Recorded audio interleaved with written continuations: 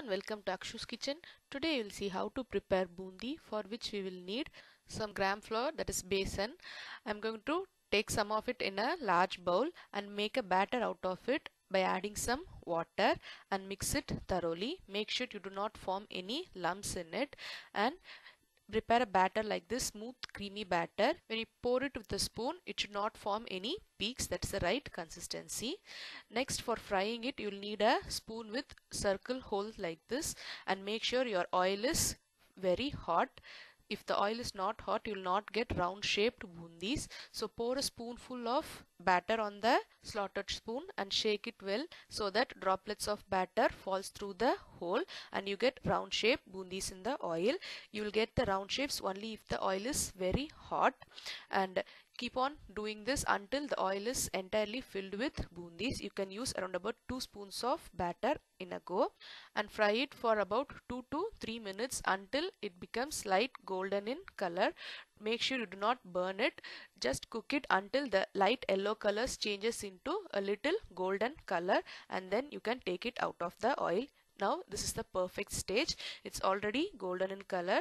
Now you can drain it out of the oil and keep it aside. A flat pan like this will be very useful for preparing bundis. You can prepare more bundis in one slot, and now it is ready. Keep it aside.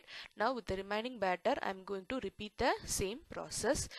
Make sure you leave enough time between two batches so that the oil gets heated up well.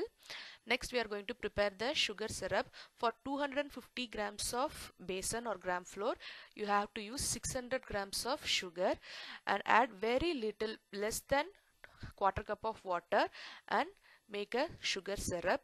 You have to prepare the sugar syrup in a consistency less than the sugar syrup. I am also adding a pinch of yellow food color to get bright color for the bundi.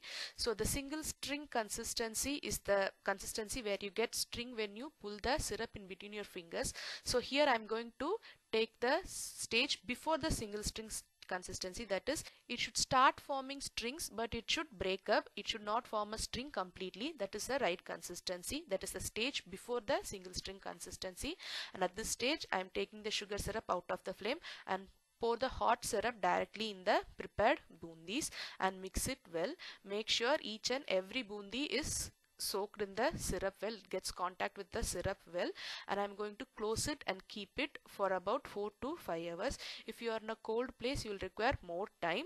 So it depends upon the temperature outside. The concept is the sugar syrup should get absorbed by the bundis well and it should get dried up. So only after it gets dried up the perfect consistency will be received. I'm closing it, and in my place it is a little bit colder, so it took me almost 30 hours for the syrup to get dried up completely. Even then I had a little moisture in the bottom which gradually got dried up after an hour or two, and now bundi is almost ready. If you are in a warm place, you will definitely obtain this consistency in a couple of hours. I have also added a pinch of cardamom powder to give a good aroma and flavor to the bundi, and bundi is ready. It's a very simple and favorite sweet for many of the kids. Try it and you will really like it. Thank you for watching Akshu's Kitchen.